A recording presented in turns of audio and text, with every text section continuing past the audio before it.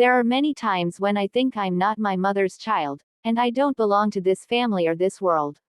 I wish I had never been born so I wouldn't feel the pain of being isolated and mistreated by my peers. My mother hates me, and in her eyes, I am a burden. Because she is afraid of bringing bad reputation and bearing the sin of cruelty that she gave birth to me, and my existence is a shame, a stain for her. It is painful and dark, for both me and my mother, day by day. I have heard people say that children born from incidents are the embodiment of evil sins. Is it because I am product of a rape, so she let me live, to remind herself not to forget that dark past, and vented her anger on me every day as a way to soothe herself? Kaoru hugged her diary and burst into tears. The time of enduring the whipping suddenly returned and appeared clearly in her mind. And the disdainful eyes and disdainful attitudes of the witnesses suddenly became clearer than ever. Kaoru hung her head and covered her ears, but the scolding still echoed. The curious people gradually distorted, became dark shadows with scary smiles. They surrounded her, pointed and laughed. Despite her pleas, they continued to insult her, call her redundant, ask her to die so her mother could start a new life. Kaoru cringed, tried to hold back her crying, but the tears kept flowing and couldn't stop. The rat demon could not sense the fox demon's existence, even though he was right next to her. When the fox tried to hug Kaoru, a patch of darkness did it. It looked towards the fox, showed him clearly his reflection in its menacing eyes. The fox demon slowly stepped back. The pair of bloodshot eyes continued to stare until the fox truly disappeared. In the endless black night, Hiroshi clenched his hands, restrained his jealousy and anger that were about to invade his mind, looked at the person who was hugging and comforting the rat with loving gestures like a real adult. As Kaoru fell asleep, the demon's eyes filled with hatred looked towards the hidden fox demon. The dark creature deliberately reached out its shapeless hand to stroke Kaoru's hair, silently provoking and becoming one with the rat demon as if to annoy the person who was following it. The fist hidden in his coat pocket suddenly loosened. His angry eyes suddenly softened a bit. Hiroshi took a few steps forward and whispered to the sleeping person, "That unformed creature is your guardian soul, right? What right do I have to be jealous of him again?" Kaoru gently turned over. She hugged the thin blanket and nodded slightly as if she heard what the fox had just said. The peaceful beauty mixed with a bit of sadness became an invisible binding rope, forcing the fox to lie next to the rat, looking at the child's face in silence. He reached out to his loved one and then quickly withdrew his hand, hid in the darkness when Kaoru suddenly screamed loudly. The rat demon was awakened by a nightmare. She hugged her injured legs and burst into tears. The glow of dawn crept through the gap between two old blue curtains, touched Kaoru's shoulders. She reluctantly put on her old, tattered uniform and quietly went to school. Every time Kaoru's legs moved, Kaoru's body felt pain. Under the pale and cold dawn, the gauze bandage wrapped around Kaoru's body soaked up a little more blood each time the rat demon moved. The little rat bit her lip, tried not to cry, and limped step by step to the classroom. Her pitiful appearance made the bullies whisper. The fat guy kept an eye on Kaoru, and then whispered to his accomplices, "She's pretending but it's so real." "It's not pretending." She screamed for an hour 'cause of being beaten by her mom. Her mother had such a headache that she forgave. Hey, why was she beaten? Because she ruined her uniform. And I see that her mother doesn't like her. So if there's a chance, she would just beat her. The fat guy laughed loudly and whispered to the remaining guys, "I thought this game would be fun. I guarantee we'll have fun for a long time." The bullies gathered around to hear the leader's plan and then squealed with laughter. Kaoru had just passed their row of tables when a leg stuck out in the way, causing the rat demon to fall. Before the troublemaker could play the good guy, Hyan replaced him. The foreign boy helped Kaoru back to her seat, glanced at the bullies and whispered to Kaoru, "They target you. Those evils never stop because they have never known satisfaction. Kaoru, don't hold back anymore. They don't know mercy." As soon as Hyan finished speaking, the bullies all looked at him with annoyed eyes. After school, the sound of fists and curses disturbed a corner of the yard. As soon as the security guard came to intervene, the guy wearing glasses stepped out, pointed at the face of a man old enough to be his father, and said loudly, This school was built by my father. I can do whatever I want. If you keep doing something is not your work, I'll ask my father to fire you." Without waiting for the security guard to react, he picked up a few rocks, threw them and chased away the security guard. "Get out of my sight. You're just a gatekeeper. We can have fun without needing a manager." As soon as the security guard turned his back, the bullies continued to fight. Kaoru and the teacher went to the place, but when they saw that the person being beaten was Hyan, the teacher only said, "Protecting the half-bloods is just a waste of time," and quietly left. When the bullies saw the rat, they got angry and dragged her in to beat her. Hyan quickly hugged Kaoru tightly, using his body as a shield.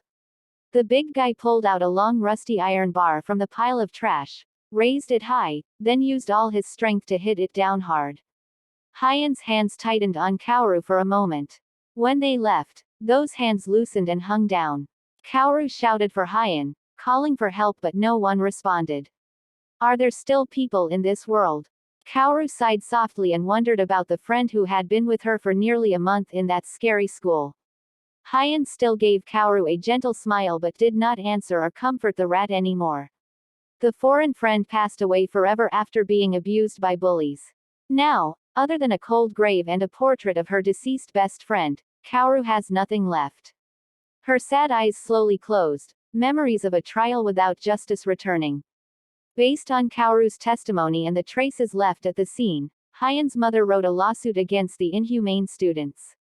But standing before the dock, the cruel people escaped the death penalty because they were underage, and also because of the excuse, "Children don't know anything." In my opinion, it was because the other guy was naturally weak physically, and these kids just fought based on their defensive instincts. They did not intend to kill anyone, and were not aware of their actions. At the end of the trial, the murderers' identities were kept hidden and were only placed under house arrest. And Hyan's mother held her son's photo and walked slowly like a guilty person. Kaoru could only silently watch. She brought the last relics of her only friend in this world to a cold, peaceful place. The small photo went down to the river with Kaoru, little by little. Hiroshi chased after her, trying to hold on to his loved one, but that small body passed through him and sank into the cold water. The dark creature appeared on the surface of the water, looking at the fox with eyes full of murderous intent. A strong wind pushed Hiroshi out of the deserted river. Just then, someone ran over, jumped down, and brought the rat demon to shore.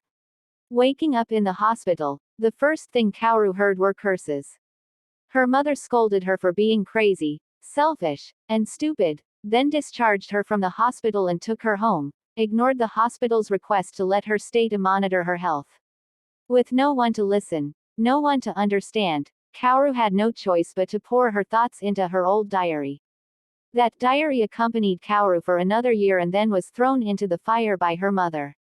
Kaoru ran closer to the burning fire, intending to take out the notebook, but her mother pulled it out, pushed it into the room, and scolded her. Son. You spent all day to worry about nonsenses, and learn nothing. You think you can hold that notebook for the rest of your life. Not receiving an answer, she pulled out several thick and heavy exercise books and threw them at Kaoru, grabbed the rat's hair, pointed at her face, gritted her teeth and ordered, "If you want to live, study well. Looking at your friends around your age, they already have a gold medal and a silver medal. And what did you bring home? Your score isn't good. Next week, if your score doesn't improve, don't call me mom." She left angrily. The tightly closed wooden door vibrated repeatedly but could not break the chain outside. Kaoru knocked on the door and asked her mother to let her go, but no one responded. At midnight, the rat demon suddenly opened her eyes. The door was pushed aside, banged against the wall, waking up her. The room light suddenly turned on. The heartless woman quickly gathered all the valuable things into a large bag and threw a thin wad of money onto the rat's face. In a drunken stupor, she put her arm around a strange man's shoulder, pointed at the awakened man's face with the other hand, and declared in a drawling voice, "I've raised you for today, which is more than enough. You're grown up and can be on your own. I have my life ahead of me. I have to live for myself. Mom, don't call me mother. You're a demon was sent to me by some wretched man. I let you live until today, which is too humane for you. Now, you and I are no longer mother and child. Single quote. She turned and left. For the first time in her life, Kaoru was not imprisoned when her mother left her room, but that was also the last time she saw the person she called mother. She, along with another man, took a large bag of luggage and got into an old pickup truck, went far away and never came back. That year, Kaoru had just turned 8 years old. The little money her mother left behind quickly dwindled. Kaoru took the last bill to go out to buy instant noodles, then suddenly froze, happily called her mother and chased a woman a few steps ahead of her. As soon as the woman turned around, the rat quickly apologized and then slowly walked in the opposite direction. That person, from behind, looked very much like her mother, and that was all. Her mother didn't come back anymore. Only Kaoru deceived herself, because she missed her mother so much, and then she was disappointed. Malicious laughter erupted. The bullies stood in front of her, reenacting the humiliating scene from earlier and then pretending to hug each other and cry. Seeing Kaoru turn in another direction, they quickly blocked the road, grabbed her last bill, tore it into pieces and threw it into the sewer. The fat man pulled up the manhole cover and sarcastically said, "Money fell into the sewer. Go down there and pick it up." The remaining guys gathered together, grabbed Kaoru's hair, held her hands, and pushed her head into the sewer. Kaoru remained silent, tried to struggle, looked for a way to escape, but to no avail. The more she resisted, the stronger they became. The laughter of defiance was also louder. Then they suddenly ran away when someone's shadow approached. The kind person helped Kaoru sit up, used a towel to wipe away the dirt on Kaoru's face, arms and legs. The gentle gesture identical to Hyan's caused Kaoru's pent-up emotions to burst into tears. The rat demon recognized those hands and felt the familiarity of the warmth on that woman's body. A full year after the unfair trial, she thought she had no chance of seeing Hyan's mother again. The crying sound gradually subsided as the rat demon felt some luxurious love. That gentle hand stroked her hair, and the familiar voice soothed the hurt in the stupid rat's heart. "It's over. You'll be fine.